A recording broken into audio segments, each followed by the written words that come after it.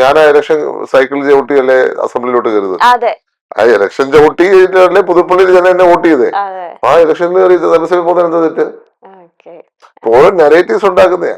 അപ്പൊ അതെ ഞാൻ ആ ഇലക്ഷൻ ഭാഗമായിട്ട് 30 അസംബ്ലി കോൺസ്റ്റിറ്റ്യൻസി ഇതേ സൈക്കിളെ വോട്ടിയല്ലോ. പിന്നെ സൈക്കിൾ വോട്ടി പോകുന്നത് എന്താ? ഇനി ദിവസവും പോയാലെന്ന് ആലോചിക്കുന്ന ഒരാളാണ് ഞാൻ. ശരി ബ്ലോക്ക് കാരണം ദിവസം പോകണ്ട പിന്നെ എക്സസൈസ്, എക്സസൈസ് ഞാൻ എക്സസൈസ് ചെയ്യാത്ത ഒരാളാ, അതാണ് എന്റെ പ്രശ്നം. അപ്പം പ്രശ്നം. ഇതാകുമ്പോ ഒരു എക്സസൈസുമാണ്, പിന്നെ നമുക്കൊരു ഒരു ഫ്രീഡമാ, നമുക്ക് ആൾക്കാരെ കണ്ടുപോവാം, എൻജോയ് ചെയ്തു പോവാം. അതെ അവര് ചെറിയൊരു റിസ്ക് എലിമെന്റ് ഉണ്ട്, ആക്സിഡന്റ്, അതിപ്പോ വണ്ടി ഓടിച്ചു പോലും ഉണ്ടല്ലോ. Okay okay. അപ്പൊ എല്ലാം ഈ പോസിറ്റീവ് നെഗറ്റീവ് പറഞ്ഞാലും സാറിന് ഒരേ എക്സ്പ്രഷൻ അല്ലേ പറയുന്നവര് പറഞ്ഞോട്ടെ, നമ്മള് നമ്മുടെ ലൈഫിലൂടെ അങ്ങ് മുന്നോട്ടേക്ക് പോകുന്ന അത്രേ. നമുക്കിപ്പം എല്ലാ കാര്യങ്ങളും മറ്റുള്ളവരെ കൊണ്ട് അക്സെപ്റ്റ് ചെയ്യിപ്പിക്കാൻ പറ്റും? ഇല്ല. നമുക്കൊരു പോയിന്റ് ഓഫ് വ്യൂ ഉണ്ട്, അത് മെജോറിറ്റി അംഗീകരിക്കുന്നതാണല്ലോ ജനാധിപത്യം. അത് ഞാൻ ജനങ്ങൾ എന്റെ വ്യൂ പോയിന്റ് അംഗീകരിച്ചു. അവിടെ ഞാൻ സൈക്കിൾ ചവിട്ടി ചെന്നപ്പോൾ അവർക്ക് സന്തോഷമായിരുന്നു.